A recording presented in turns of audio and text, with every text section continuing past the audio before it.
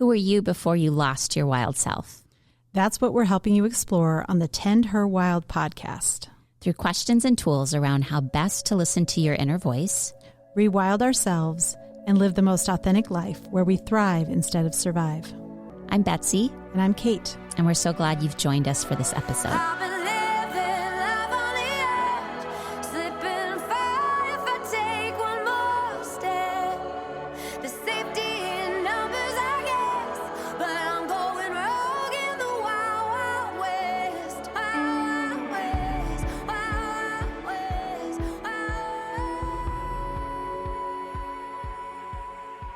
Hello, Tend Her Wild podcast listeners. Today's episode is a very special one. We're coming to you live from the James Theater, where we're recording in front of a live audience in partnership with the Water Bear Collective for an event called Seasoned Wisdom. Today, you'll hear from 4 incredible women, accomplished women who bring decades of life experience, insight, and wisdom. We're so honored to share their stories, their reflections, and hard-earned truths with you.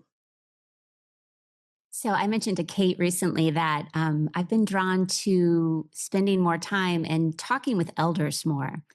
I feel like in these modern times, we have so much information at our fingertips. We all have these iPhones and ChatGPT, but that information is not always wise information.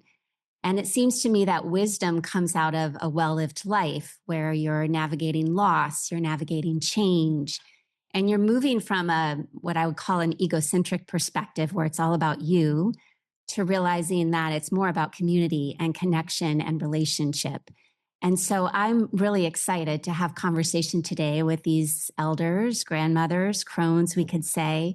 And what we know about this stage of life is you're no longer tame, right? You're more willing to be wild and to have a voice and to speak up and to be in truth. So we're excited to have conversations with these wild women. We are. Yeah, yes, we are. So we start every podcast, every woman, and we've interviewed hundreds of women on our podcast. We always start with the same question. We found that when we ask people about their early years, there's always a through line. It sort of explains what happened in their first decade of life, often shows up how they're going to live the rest of their life. So we want to start with you, Marcia. Tell us about some early experiences that shaped who you are and what you ended up doing in the world. Well, I was born in central Iowa and lived on a family farm. And I remember as a young girl being kind of like a colt out in the pasture, kind of frisky and free and exploring all the outdoors. The opposite, though, is also true. There are some dynamics in my family of origin which were challenging. And so there were times when I was anxious, and there were times when I was shy and somewhat withdrawn. Connie. Yeah. Early years. Yeah. I grew up in a very small town in southwestern Iowa. Consider myself very fortunate to have had that experience, by the way. It had a lot of Danish origins, and so there was a lot of progressive thinking that happened there. And so the Iowa that I knew was always kind of looking at things from that lens of a Scandinavian background. And so that was really fun.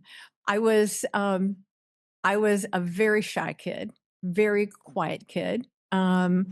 And up until the point that, and this is one of the turning points, I would say, of my life, we had a thing at our schools. And as you were leaving 8th grade, which was junior high at that time, we had 8th grade plays.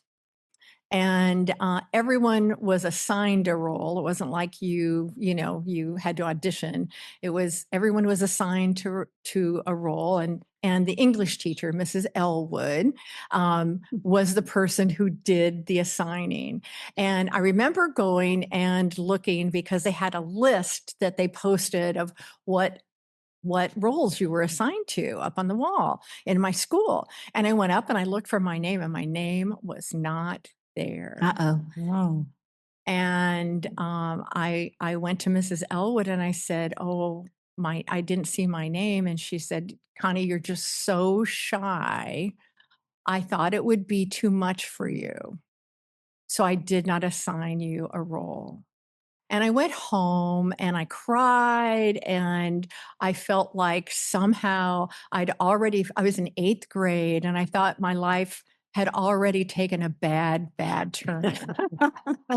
And I talked to my grandmother, who was this marvelous woman with a marvelous name. Her name is Eulalia Aline Lancelot Spoo. Is that not a great name? Wow. Yes. Can you say that one more time? Eulalia Aline Lancelot Spoo. And she always said it just kind of like that too.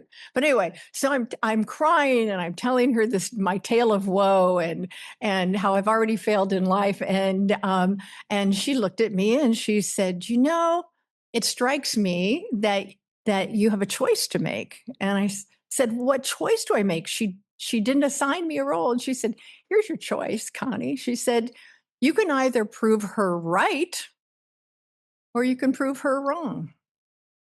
So the next year, I was signing up for speech classes and ultimately in my career have done a lot of public speaking. And I always say a little, "Take that, Mrs. Elwood," right before I go on. So I'm doing that today. Yeah. Well, Connie, I have to tell you, that's my maiden name. Oh, So I'm like, is that a relative? oh, she was a lovely teacher, except for that one little mistake, Oh, thank you for sharing that story. It's so interesting when you think about you as little girls and what, those early years that can be so formidable, both things that we learn about ourselves. And so our next theme is kind of this idea of your self-discovery, the years that you developed into your career path. Like, what drew you towards your work, and what were some of the, I guess, unexpected twists to your career that you didn't see coming, but ended up maybe being blessings for you? And also how you moved from you both described yourself as shy. Yeah. How you moved from being that shy little girl to stepping into something greater. Well, an element of my formative years that was very powerful was being connected with the Quaker church community. And in that community, I was inspired to live a life of simplicity, to deal with conflict in peaceable ways, and to honor the equality of all sexes and races. I was surrounded with strong women who had a voice and who were resourceful. So I've always been proud of that heritage. I think that led me to a career in education initially. In the early 60s, some of us women were not real creative in terms of career choices. So nursing and teaching, some of those were the safe careers to pursue. So I taught and enjoyed my time with children. Lots of favorite stories. One of my favorite was I taught kindergarten at one point, and I had this wonderful little boy in my class with a big head of red hair, freckles all over his face. And it was a little mischievous. So I had to correct him one day. And he turned to me, he looked up and he said, "I was raised by wolves." Well, that explained a lot. But eventually I found myself wanting to work with adults more. And so Understandably so. And so after being in the middle of pursuing a master's degree in education, I completed that degree, but then I went on to get a master's degree in social work here at the university, and then pursued psychotherapy, which I had enjoyed until I retired for many years. The thing I think I learned about myself is to take risks and to do something that seems a little absurd, like getting 2 master's degrees within about 4 or 5 year period. I am somewhat aware, not somewhat, I'm very aware that my family had to make some concessions because of that. But to be willing to take a different path and just strike out for what you know might be best for you. Mm. Love that. That's powerful wisdom. Strike out. That's right. Yeah. You got to be up to bat, right? And thank you for bringing in the wolves, because of this, of course, Yeah. podcast is based on the book, The Women Who Run with the Wolves, which is all about the wild woman archetypes. So good through line there, Marcia. Bringing Right. in the wolves. How about you, Connie? How did your career life unfold for you? I think unfolding is the right word. I remember when I was younger thinking I should have a plan. I don't know if I'm thinking about the field hockey team up there and whether they all have plans. I have found that if you have some parameters about what you want to do in a career, I knew I wanted to do something that had some meaning. I wanted to have an impact. I wanted, to actually be helpful. I knew I wasn't a good corporate person. I knew I was probably more either, happier in the nonprofit world or, doing a small business, those kinds of things. I kind of defined big parameters, and then, I started and waited to see what would open up. And a lot for me in terms of my career has been this opening up. You take a step and something happens, you're ready, you take advantage of that step, and then you move to the next one. And I think that is the thing that I noticed the most that's different is when I was young, I thought I could control my trajectory. Oh, don't we all? And then I realized that the best stuff happens when you are just you're prepared, but you remain open.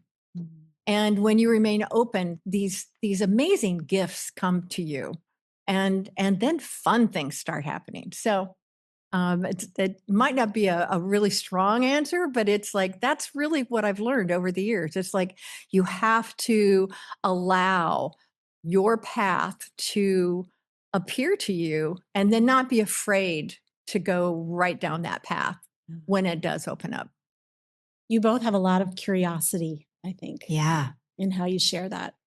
Oh, absolutely. Yeah. And I'm really curious about the courage that it took for both of you, stepping out, flowing with what was showing up, getting 2 master's degrees, figuring out family life with work life. When did that courage really start to take shape? Or were there moments where you really had to dig into your own bravery? I was 49, and our family had moved from a city that we enjoyed to a small town, which meant new jobs, new schools, not as much close contact with supportive friends. And that summer, I was diagnosed with colon cancer. And it was quite a jolt to our whole family. I decided I just needed to press forward, face into what was happening.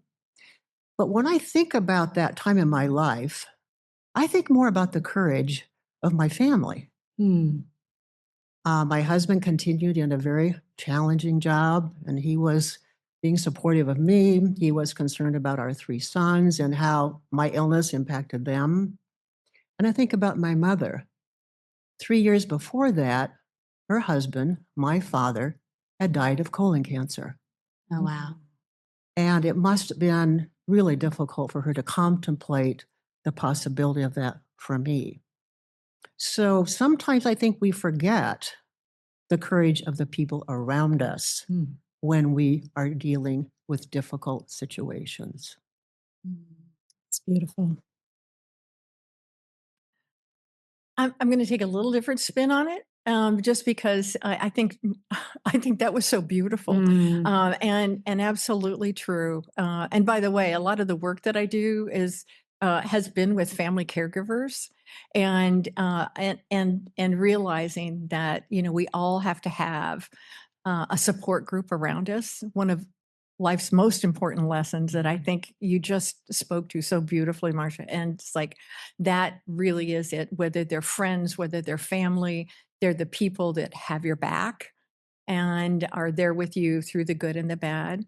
In terms of, I never think of myself as being particularly courageous, because it's just not a word I associate. But I do know that you have to absolutely believe in yourself, or nobody else is going to believe in you. Yeah. And I think that has been the thing that the learning part is not only having it inside, but being comfortable exhibiting it outside yourself. So whatever group you're in, whether it's at work, whether it's, with some other challenge that you've taken up, being willing to believe in yourself enough to convey that to other people so that they can see it. And that is, I believe courage is contagious. And so I think, women leaders in particular, we gain that from one another. And so I think that that's an important part of a lesson that, has come forward, whether it was, I'm old enough now, I can say, back in the 70s with the feminist movement, with women's leadership movements that followed that. I watch that right now with the Water Bearers Collective. I find that to be so mesmerizing to just see how this group of women have stepped forward and stepped into their own power, and they don't know all of the answers about where this is going, but they know it's going somewhere, and it is. And I think that's the kind of thing that women do so well. And so I'm just always excited when I see that. Well, we're standing on the shoulders of your generation, Yes. and these field hockey women will be standing on our shoulders. It's like we keep giving to the next generation that encouragement and that courage to keep moving forward. Mm-hmm. I love the thought. Yeah, courage is contagious. And that maybe has been the story for women for a very long time. Absolutely. Maybe forever. Forever. I'm really curious to talk to you both about relationships. What have your close relationships taught you about love? And how do women friendships factor into your lives? What have they meant for both of you? Well, there's a familiar biblical passage about love. It's often read at weddings. Love is kind and love is not boastful. But the first part of that phrase is love is patient. And I think all the times my family has been patient with me. I tend to be stubborn. And they've been patient with me and patient when I've been going through difficult times to encourage me and see me through. So I really want to be patient in my love to others too. In terms of female friends, I've been so blessed. I'm going to reveal my age now. I've had one friend, she lives in California. We have been friends for 75 years. Wow. You just saw her. Didn't you just go out and see her? Yes, about a year Yeah, ago, actually. Mhm. And we have quite a history. Her grandmother, her great grandmother, and my great grandmother were friends. Our grandmothers were friends. Our mothers were friends, and we have been friends. It's just been an incredible friendship. So I'm very blessed. I have two other real close friends. One lives in Massachusetts, and one lives here in Iowa. When I saw Lois, my friend from Iowa recently, I thanked her again for her friendship. She's been through a lot with me, all the ups and downs. And I said, there are two things, Lois, that I treasure that you give me. And that is hope and humor. Hope when I feel like things will never change, will never get better. And she urges me to look at the possibility that they will. And humor to kind of lighten the load and help me feel more what do I say, optimistic and just be able to laugh about something. So those two things are especially important in the couple of friendships I've had. I love that. I do too. How about you, Connie? Well, I have to say that my very best friend since sixth grade is in the audience. Yay. And her name is Mary Weedman, and she's right over there. And I must say that has been one of the rocks foundational strengths of my life. And there's nothing to take away from. I was married for 44 years. That's a whole other show. We'll schedule that after we're done here. We'd like to talk about that too. That's season 2. That's okay. That's season 2. But in terms of women friends, I am so damn lucky. And Mary is like right at the top of the list. But I'm like Marcia. It's like I feel really blessed by my women friends. And let me I have something I want to say. Say it. About women friends. For any of you, okay, the thing that irritates me the most, or one of the things that do, actually, there's more than one, is when I see women who, like, a new guy comes in their life and they dump their women friends. May I just say how short-sighted that is? You may. Let's get real, ladies.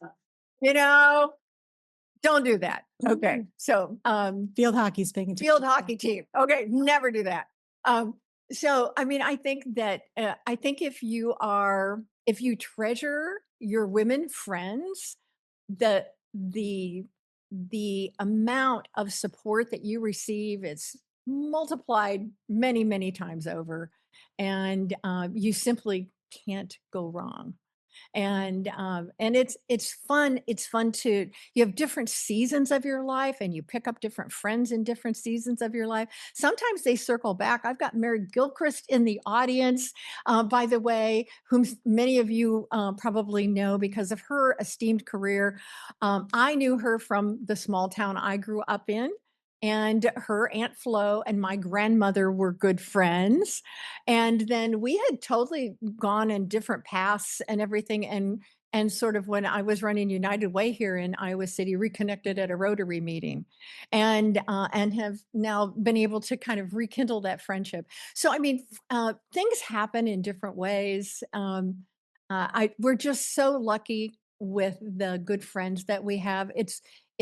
It's what we should cultivate because it will give us strength when we need it the most. I couldn't agree more. I don't know what I'd do without my girlfriends, including Kate, right? It makes a big difference. Makes really does. Huge difference. Yeah. Can I ask one little follow-up? I noticed that both of you have sons. Mhm. Any wisdom for those of us that are Trying to raise boys? right, that you can share with us? Because you have that in common, the two of you. Don't give unsolicited advice. I think she's right. Go with Marcia on this. I go with Marcia on this one. And I don't know that I have any special. I did never consider. I was an older mother, and never thought I was particularly good at it. But he still likes me, and I still really like him. I find him to be an amazing soul, and he has many special qualities about him, and I can't take credit for, I don't think, much of any of it. Yeah. It just kind of happens. So you shared with us that you go on car rides with him often, traveling. And he listens to the podcast. Like what? Podcasts, and they're all This podcast. He said this podcast. Absolutely. And he loves this podcast. Absolutely loves this podcast. And said the other day he learns more from this podcast.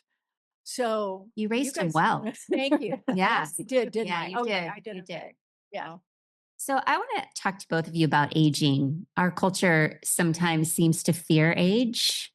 We tend to give more power to younger generations, and even this sort of influencer phenomenon that's coming is such often young people. And I'm curious from both of you, what has surprised you most about aging, and what are some of the gifts? Well, I would preface my comments to say I am blessed to have good health. So that impacts my view of aging. To add to that, I've been overwhelmed with the continuing opportunities to try new things, to continue to pursue dreams, and that's been a joy. Now, I recently turned 80, and I never thought about myself being 80. And so it's like surreal. People would call me and say, well, happy birthday, Marcia. How's it feel to be 80? And I said, surreal. And so I think it seems like a strange path that I'm on, but I'm excited about it. I also know that knowing yourself is one of the key components of wisdom. So I'm trying to learn more about myself. I recently heard an interview given by Jessie Buckley. She is the Irish actress that was in the starring role in Hamnet. And my goodness, I think she's 36, 37, such a young woman. And she said, I'm kneading out the bumps in my personality. And she said it's cathartic and it presses me on to new things. And I hope that I'm doing that. I'm kneading out those knots, those bumps in my personality, and I want to continue to grow as a human being. I love that. And that it's not too late and that we Yeah. never reach some end point, do we? It's a constant needing out. of Right. those. I've said to my family at times on my deathbed, I'm going to say, wait, I don't know it all. I want to know Marcia better. It's so Like new cool. friendships are going to form to this whole thing. It's just so cool. So yes, coffee afterwards. Marcia. Yeah, absolutely. You know, it's funny. I worked in the field of aging. A lot of the work, professional work that I did was in the field of aging. And I hate that I have become my own demographic. I really do. Because there's still so much I want to accomplish and do. And I mean, I pretty much, I get up every morning and it's like, there's a long laundry list of things I want to think about or people I want to engage with. And, I hate that that in some ways, I'm having to deal with learning to live with some of the limitations that come with age. I'm also finding that it's bringing out a lot more fight in me in some ways, which is kind of fun. And recently have had a couple of experiences with the healthcare community where I usually teach a class called Be Your Own Best Healthcare Advocate. And now I'm finding you really have to be your own best healthcare advocate. And people start shutting down your options for you, whether you want them to or not.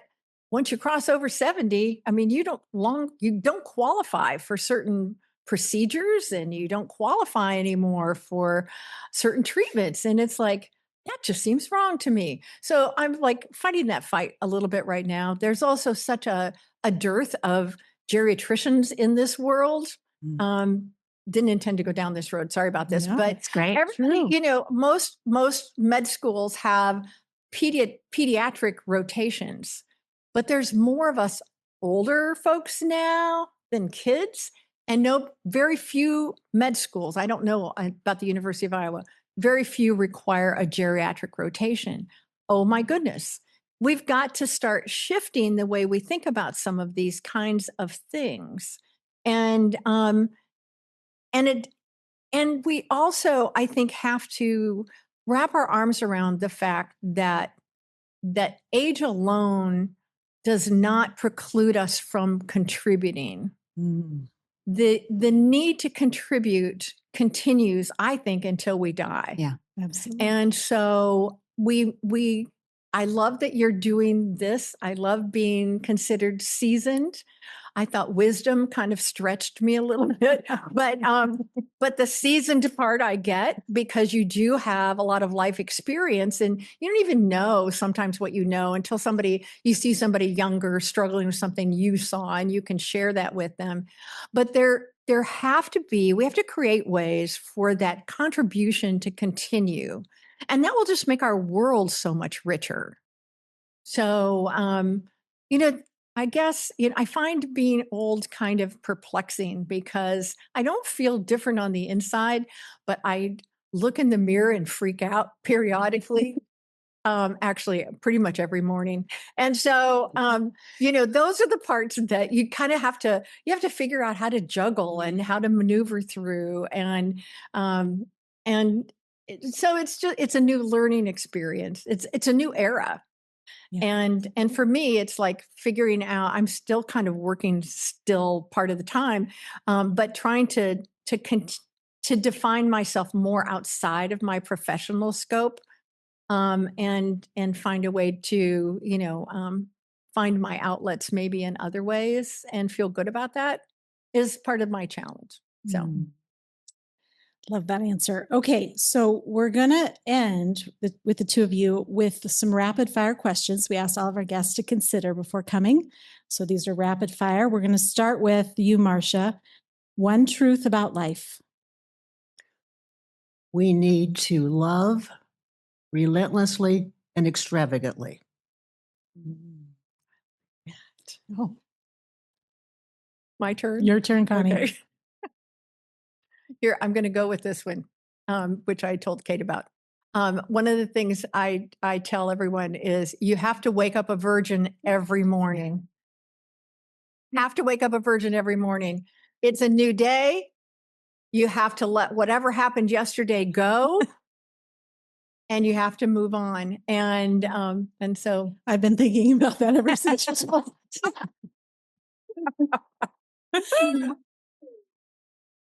Good one. All right, ladies, what's one thing women should stop worrying about? Marcia. I'm piggybacking on what Connie just said, and that is don't worry about tomorrow. Live today your fullest and make life for yourself and those around you as best as you can. And the question is, what do you stop worrying about? What should women stop worrying about? Oh, I would go with stop worrying about the naysayers in your life, the people who tell you can't do something. And like Miss Elwood? Yes, like Mrs. Elwood, for example. And so, and find the people who are the yay sayers, because that's what you need. You want people who are going to encourage you, but stop worrying about them. That, there will always be someone to tell you why something won't work. Just ignore it and move on. All right. One word, or one thing women should start doing earlier. Listen to their body. They will gain much wisdom about their whole life. Take care of their body and make sure that that's a priority in their life. Embrace money. Do financial plan. That probably sounds very crass, but financial planning. I'm looking at the people from Hills Bank over there. Yes. They are supporting the podcast today. So they're supporting the podcast, and they're also a wonderful local. They're my bank. Okay. But I think we tend sometimes to shy away from understanding the power of money, whether it's personally or whether it's professionally, whatever it is, there is a reality in our world that says we need to understand not only how to make it and what our own value is, and to embrace that, but also then how to manage it. All right, one word that describes this season of life. Deepening. I find myself embracing and expanding those hard-held values in myself that I want to continue to grow. One word that describes this season of life. Perplexing. There. And last question, what are you still curious about? What are we Curious about? Oh, curious about. I am curious about people's stories. That's probably one reason I so much enjoyed my career in psychotherapy. Sometimes if I'm at a restaurant and maybe the waiter or waitress is there, I start looking at them and I start thinking, I wonder what their story is. So I'm always curious about people's stories. I'm kind of curious just about what the younger generation is thinking about our world, and how they're approaching what they want to change. because I look at it from my point of view, which is older, but I think it's going to be really fascinating. I have a lot of faith in this next generation coming up. So I'm curious about their thoughts. Great. Well, thank you both so Thank very you. much. We're giving you a round of applause. So second half, we've got two more wise women, wise, wild women to join us today. Peggy on this side and Lark on this side. So we're going to follow a similar template. We want to start out by just asking about those early years of your life and how they impacted the path you ended up taking. Let's start with you, Peg. Well, I'm not a native Iowan. I was born in a little poverty pocket in Kentucky. I was the seventh of 8 children and born in the middle of the Depression. So I have no illusions that I was planned for. But I fortunately was born into a family that had enough love for another mouth to feed. We were very poor, as was everyone in that community at that time. Compounding my early years was the fact that at age 8, I guess it was, World War II started. So we had those considerations. We were very isolated. We lived on a farm. We had no newspapers, no telephones, no radios, saw neighbors only when they occasionally passed by, had no transportation other than the farm mules. And we had to walk a mile or a mile and a half to school or to any part of the little village. It's a little bit hard to explain just what life was like there. We lived out in the southern part of the county, and the only high school was 18 miles away, and you can't really do that on mules. So in my early life, I had no expectation of education beyond the 8th grade. And that my older siblings did not have opportunity for that. So as soon as you got old enough to be able to work, there was no employment in that area. You had to leave home. And so we had a migration pattern where my particular little community all migrated to Indiana. A little community 20 miles up the road would all migrate to Dayton, Ohio. It's just one of those things that happen. So in my early years, of course, it was expected that you would get married at a very young age and have children. And for some reason, that never appealed to me. So Still time, Peg. Pardon? She said, Still time. So my options were quite limited at that point in time. what a story. Thank you. How about you, Lark? Well, first, I do want to thank everybody for putting this on. I mean, this is many, many podcasts, many, many wonderful opportunities. So thank you for everybody who put this on. And then I'm also going to just take a second and say thank you, Peg Burke, because Peg, Bonnie, and Christine were the architects of what we see today. And Christine had the platform where we saw and heard from Christine a lot. Peg and Bonnie did just as much as Christine, and Christine repeatedly made me promise that I would tell this story, but she didn't really. But just thank you, Peg, because you're the only one left, and I really appreciate you. Thank you. Yeah. So my early years, my mom and dad moved a lot. I think by the time I was 12, I moved 18 times. So we just moved a lot. And then I was fairly active. I just couldn't sit still. And I was so much so that one time when I darted out and almost got hit by a car, after that, my mom put me on a dog harness. So, that way she could keep me in and not let me get hit. So anyway, we just moved a lot. And I got used to that. It was okay. And so that was what it was. Were you one of many siblings? Yes, I was the second of 5. Boy, girl, boy, girl. So you boy. both came from big families, lots of Yeah. kids. Yep. Yeah. And what part of the country did you grow up in? Kansas, Oklahoma, and then Colorado. Okay, so you did move around. We did. Yeah. We did. So we have two non-Iowans here Yeah. at the table Yeah. now. Yeah. That made an incredible impact on On Iowa. Iowa. Yeah. So obviously, you both are legends in the sports arena and the women's sports. Tell us a little bit about how that career path unfolded for you. What opportunities came? What moments kind of shifted you into that work, and what led you to be interested in working in that field of athletics? Yeah. And Peg, let's start because you left us off that you were in this small town, never thinking you would get an education past 8th grade. And clearly you went in such a deep direction.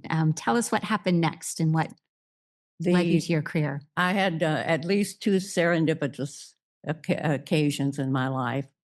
The first was that when I was in the 8th grade, they started providing transportation to the high school. So I did have an opportunity to go to high school. In terms of my ultimate career, it is kind of interesting because at the high school, we had a marvelous gymnasium. We had level playing fields, but they were only available to the boys. The girls not only didn't have athletics, they didn't even have physical education. So the only time I stepped foot on that gymnasium floor was to help decorate it for the senior prom. Wow. So that was my experience. And when I finished high school, I was somehow by hook or crook the valedictorian of the class, and I got a $50 scholarship. Well, obviously, I could not afford to go to college on a $50 scholarship. So I followed my siblings' migration pattern, and I moved to Indiana, got a job at what was then Ball State Teachers College as a cashier in the business office, and worked for a year. And during that year, I was notified by Morehead State University, which was near my home, that a new scholarship was being offered that paid $200 a semester. And I was invited to apply for it, which I did, and unfortunately got. So that was the second serendipitous point in my life, that I got to get a college education. And so I did enroll there, and majoring in business and English, which were the things that two of the teachers I admired most in high school taught. But I was at college, I found out there was a thing called physical education, and I thought I'd died and gone to heaven. And so I quickly dropped my business major, which was good because I was lousy at typing and worse at shorthand. So, and picked up a physical education major and kept my English major. And that is what started me in the area of athletics. But of course, there, I paid an activity fee as a part of my tuition. And the same activity fee that the men paid. But they had athletic opportunities. They traveled by bus. They had uniforms. They had all of that. And we had nothing. For the few sport days and play days that we had, the physical education teacher always drove one car, and maybe one or two of the other students would come up with a car that we could go to these sports days. We chipped in for gas. If it was an overnight affair, we slept on the gymnasium floor. And I never questioned why we didn't have the same thing as men, because that's just the way it was in that area. So you didn't even question at that point. No, Wasn't even a possibility yet. just the way it was. My things changed somehow along the line, didn't it? Lark. Well, I finally got out of my harness. So I was able to move freely on my own at that point. And I was just pretty active. I just couldn't sit still. And so once I think mom or dad asked me what I wanted to do, and I just said physical education, because that was then a thing, and I knew I wouldn't have to stay in the room. So that's what I did. I went into physical education, and then I went to University of North Carolina. Sorry, hockey team. But I went there and I got my first master's degree. And from there, I was hired at Iowa with Christine and met Peg and Bon. And so from there on, I just, I love learning. I've got 3 master's degrees, and I just really enjoy that part of life. So my career is just really based upon, I don't like, at least younger on, I did not pause to think. I just jumped into things. I mean, I just did them. And looking back, I am a little better off if I'm a little more reflective at times and pausing, but I didn't then. So. Can you tell the story about, did you get a call from Christine Grant, or how did that happen? No, I think I was brokered through the instructors at the University of North Carolina, and Christine and Dr. Scott and Dr. Fox, and they would just say, do you want to go here? Do you want to do this? And, that's how it was. And so it was a lot simpler. These days there's no search committee. Yeah. So what was the first season like when you came to Iowa? You'd probably never been here before, I'm guessing, maybe? No, I had not been to Iowa. Yeah. It was delightful because you're doing something that you really love. I was with marvelous people, and there was just nothing. You didn't have anything. You didn't have uniforms. We never, in my time, had a locker room. I had one of my big worries was where am I going to be at halftime with my players? I had to find bathrooms or something. And one time Lute Olson gave us his space, which was very nice. But then after they had all the jock straps hanging down and everything, the players said, I don't think this is a good idea. So anyway, it was lovely. I just jumped in and I loved what I did, and I was working with great people and I had great players. One of my players is here today. So yeah, just really marvelous. You're both such trailblazers in areas where there weren't a lot of women. What was required of you in terms of courage and speaking up, and what were some of the roadblocks? Peg. Well, there were several instances of courage, of different kinds of courage. I want to mention one. I don't have very many unrealistic fears. I try to be rational about things, but I have one, and that's snakes. And my first teaching assignment, after I finished college, I followed my siblings' pattern again, went to Indiana and taught in a high school in Hagerstown, Indiana, for a couple of years. And I was teaching physical education and biology. And one of my students loved snakes and brought them to class. And I didn't want to visit my fears on my students, so I handled it in front of the class, but I did not enjoy it. But in terms of general courage, I didn't know how angry I was until I came to Iowa. I had accepted all of this because it's just the way it was. And Iowa got involved with women's groups at the local level and at the state level. And once you have seen discrimination, once you have seen injustice, it is a one-way bridge. Once you cross that bridge, you never unsee it again. And I realized just how angry I was at how I had been discriminated against. And I was determined to do anything I could because I was not only that I had been discriminated against, but I had allowed it to be visited on my students, I realized, because I didn't challenge it as much as I should have at Hagerstown. And I subsequently went from there to Ball State again, but this time as a faculty member. And I didn't challenge it enough there. I did challenge one thing. When I was in college, on one of our sports days to the University of Kentucky, we were hit head on in an automobile accident. Both drivers were killed, and the rest of us were pretty well mangled.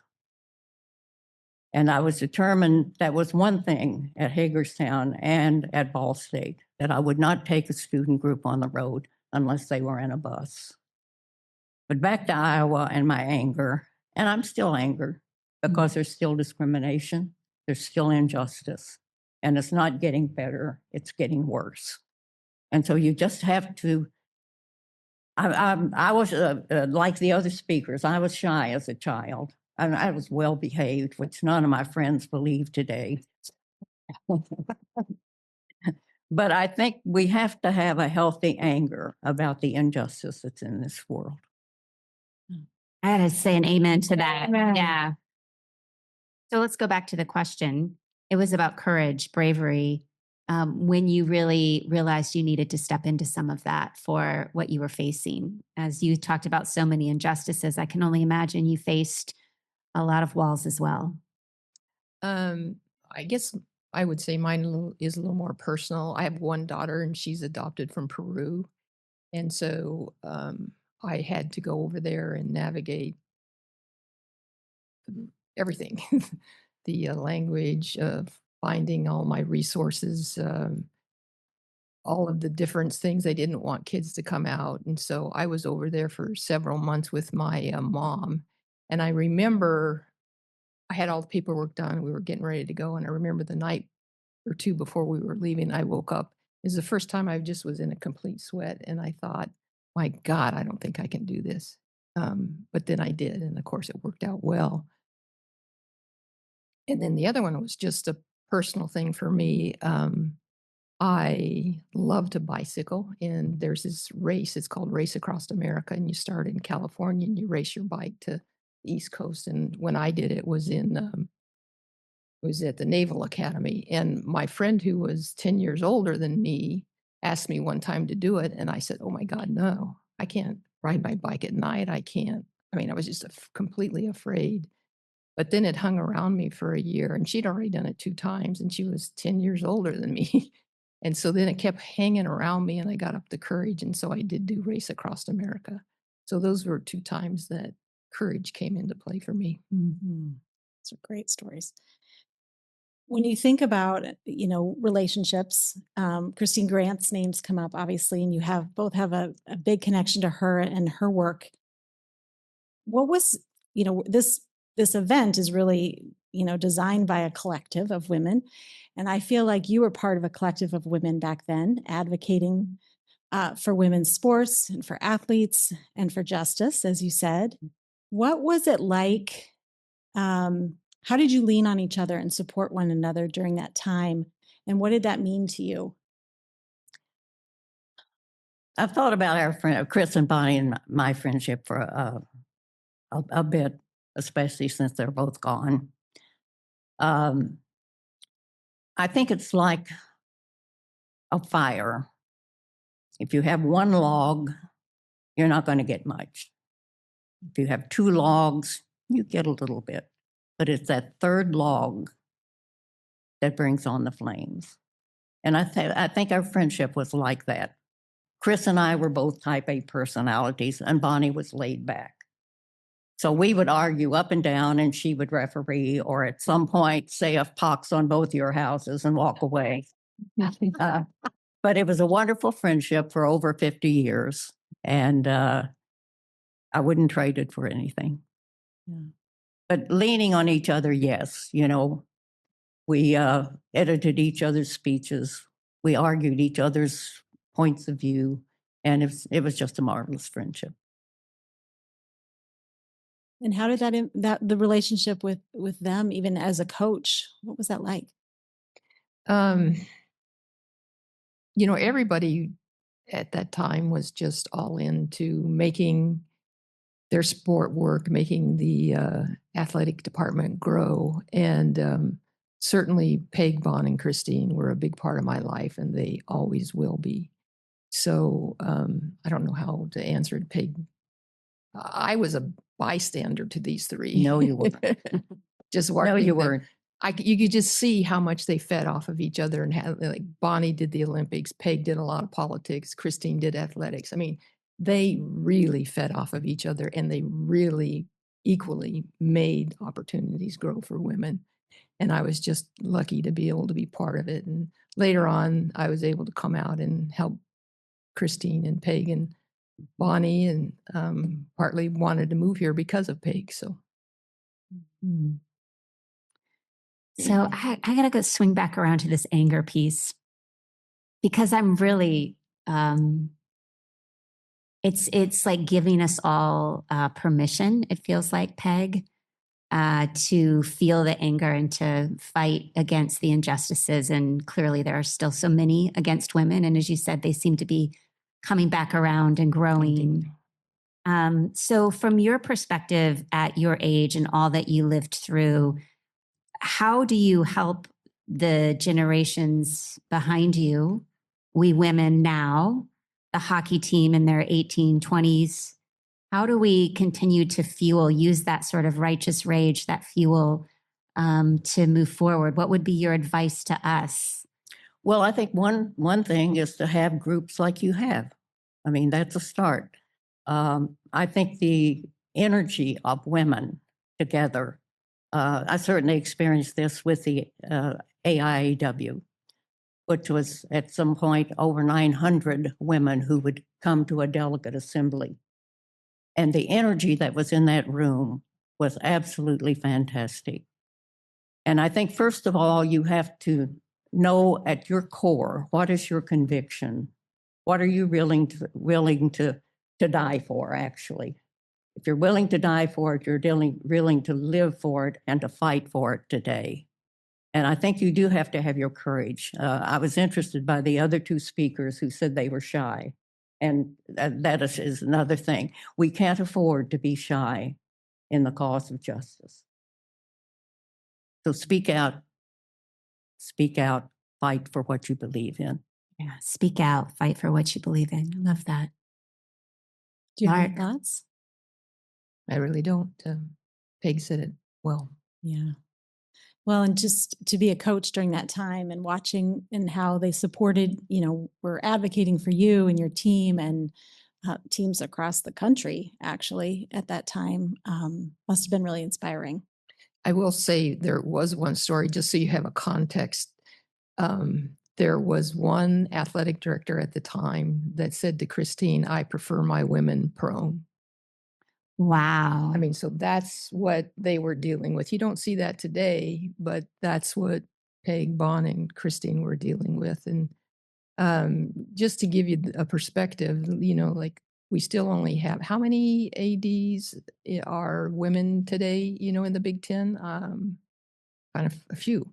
How many were there in Christine's time? There was one, and it was because Iowa was setting the forefront of keeping their athletic departments separate. Bump was a great athletic director for the men and Christine for the women. But if they had merged them, I don't think Christine would have been the top. So, I mean, it was just such a time that you guys had to navigate. Yeah. Well, we want to get maybe just a few audience questions. So we're going to ask you the rapid fire questions as well. And then there may be a few questions in the audience we can get in. So Peg, we'll start with you. One truth about life. It's full of surprises. I would say this is something that I've tried to do is what I say, think, and do should be all one and the same. And, I'm guilty of not always doing that. Sometimes I might be saying one thing, thinking another thing, or I might not do it. But when you line that up, you line a lot of things up, honesty in yourself. All right, wise women, what should women stop worrying about? Appearance. I'd say stop worrying about worry. Just it's okay to say occasionally within context because I don't want to. Now, they can't say that to Jan on defense. No, because defense is my favorite thing, is one of her favorite things. But sometimes it's okay to say because I don't want to. One thing women should start doing earlier. Being themselves. I'd say accumulate wealth, and I mean that with meaningful relationships and with money. Do it early on, do it often, and nurture all of them all along. I love that seat both times. I know. You've talked about money and the importance of managing money. So I love that. All right. One word that describes this season of life that you're in, Peg. Independence. Scarce. And lastly, what are you still curious about? Everything. anything I'm interested in. And a fused glass is such a complex thing to figure out and do. But so that's one of the things. And then just curiously, I've been thinking about the checks and balances in our nation and in our governing parts. And I've been curious with them being violated so much, what checks and balances do we have and how can we count on them? We'll be able to count on them in the future. So I've been talking to people about that, reading. I'm curious about our checks and balances now. Well, thank you both, Peg and Lark. We want to get some questions because I think we as women understand the power of the collective and that we're all so deeply interconnected. And someone said today, the stories of women are what inspire us to continue to move forward. I mean, I'm sure everyone in this audience, you can see parts of yourself in these women that we've talked to. And so I know all of you out there also are carrying such deep wisdom. So we'd love to hear questions from you for these 4 guests. I think Sasha's going to walk around with a microphone. So if you have a question, raise your hand. Sasha's going to come. And it can be for any of our 4 guests, not just the 2 that are up here. So anyone have a burning question for these wise women? The question is about your moms. What were they like? My mom was the community caregiver. She was the one that they called when there was a baby to be born. She was the one they called when someone died. She was the one they called when someone was sick. And the call came in the middle of the night. If it wasn't a phone call, it was someone knocking on your door. My dad would get up and saddle one of the horses or mules, and my mom would go off in the middle of the night. And I thought of that often years later when, after I retired, I decided I would work with the disaster services of the American Red Cross. And I hoped that I was in some small way carrying forward my mom's duties. It's beautiful. My mom was very supportive of all of her kids. And I have a brother who, he's not here anymore, but he was differently abled and she took care of him all the time and was very supportive. So I was lucky to have a really great set of parents. The question is about how do you give back to your community at this stage in your life? It's a little hard this stage in my life. If I live another couple of weeks, I'll be 93. So it's a little limited what I can. I'm a little limited as what I can give back. And that's sometimes frustrating because I feel that I think I was, in some ways, I was so lucky, and especially in the automobile accident, I felt like I was given a second bite at the apple, and I should make my life count for something. And so I do feel the need to do for others, and it's frustrating when that becomes somewhat more limited. Today. Yeah, I was going to say you've given us so much today. I know it's been so inspiring. Thank you. So I'm going to twist it just a little bit, but I had a situation too where I lost a person suddenly. And what it taught me was I used to think, went back in the days of paper, handle a piece of paper once, so anyway, just put it in the file or where it needs to go. So this particular person would wash the dishes, leave them in the sink. And I'm thinking, why don't you just put them in the dishwasher? And so when they no longer were here to leave them in the sink, it taught me to say, if I was thinking about complaining about something, I'll just say, how would it be if I could never feel that again, And then I don't mind, dishes in the sink, I'm going to put them in the dishwasher. I'm happy she's here. So it was, I just kind of twisted that a little bit. Love that. Thank you. The question is, you all give so much. What do you do to recharge and rest? I know. I take a nap when I want to. Yeah, naps help. Oh, I think interaction with friends always recharges me, and opportunities to be with people like you recharges me. Lark takes naps. naps. And Julie and I, my spouse and I, we walk a lot. We have one dog now. We used to have two. Take the dog on walks. That's a good one. This has been just Yes, so incredible. inspiring. Marcia, Connie, Peg, Lark, thank you for sharing your depth and your wisdom and your stories. And I want to encourage all of you out there, because we all have a story, to maybe even think about sharing it more, because when we hear other women's stories, it really does inspire us to step into who we are. And we're all, it's been said that we women are what's going to change this Western world. The Dalai Lama said that many years ago. It's the Western woman who will change the world. And so I think we've got it in us. What do you all think? Yeah. Thanks for joining us today. If you like this podcast, please subscribe, rate, and review. Come back and rewild with us again next week.